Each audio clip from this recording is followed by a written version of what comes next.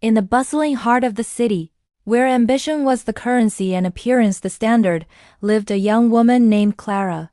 She was sharp, successful, and had a wardrobe that screamed confidence. One sweltering afternoon, while juggling a latte and a conference call, she hurried into a high-end grocery store. As she reached for a carton of organic strawberries, her hand brushed against another, weathered and calloused. Annoyed, she looked up.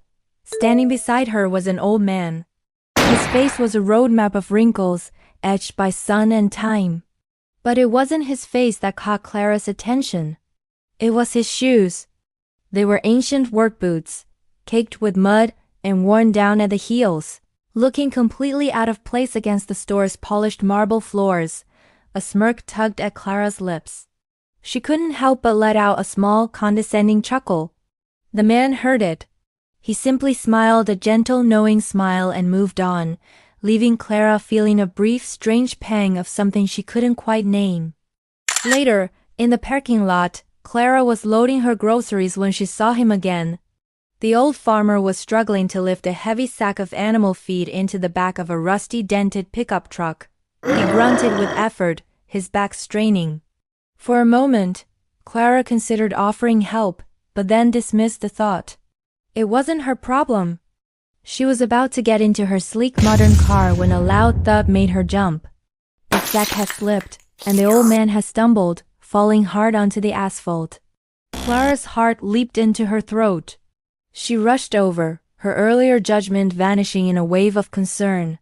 "Are you all right, sir?" she asked, kneeling beside him. He looked up, his breath ragged, but his eyes were kind. "Just my pride that's bruised, young lady," he said with a weak grin. "This old body isn't what it used to be." Together, they managed to get him back on his feet. He was shaken but seemed uninjured, much to Clara's relief. As she helped him lean against his truck, he gestured toward the fallen sack. "I've got to get this home," he explained. "The animals are waiting." Seeing his determination, Clara couldn't just leave.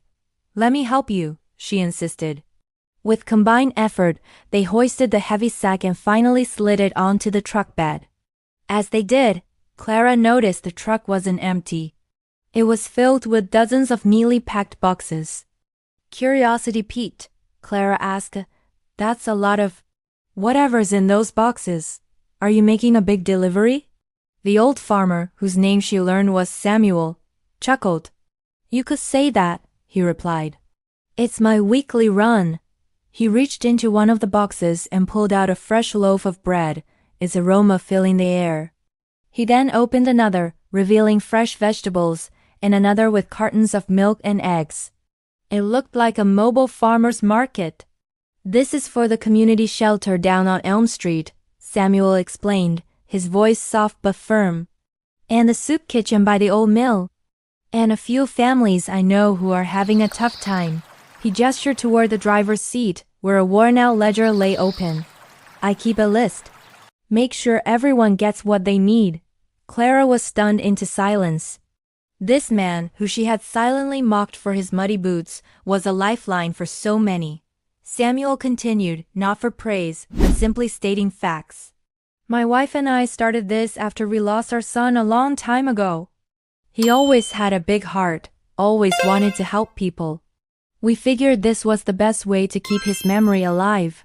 We don't have much, but we have the farm. And the farm provides." He looked at his truck, filled to the brim with food. "This isn't just a truck, you see. It's his legacy." Tears welled in Clara's eyes.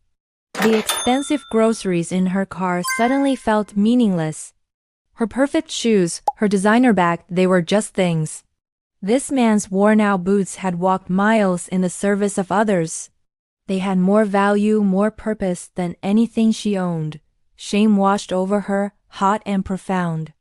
"I am so sorry," she stammered, her voice thick with emotion. "I judged you." "Buy your shoes." Samuel just placed a gentle hand on her shoulder. "Daughter," he said, his eyes filled with a compassion that melted her defenses. "The dirt on a person's shoes doesn't tell you where they've been.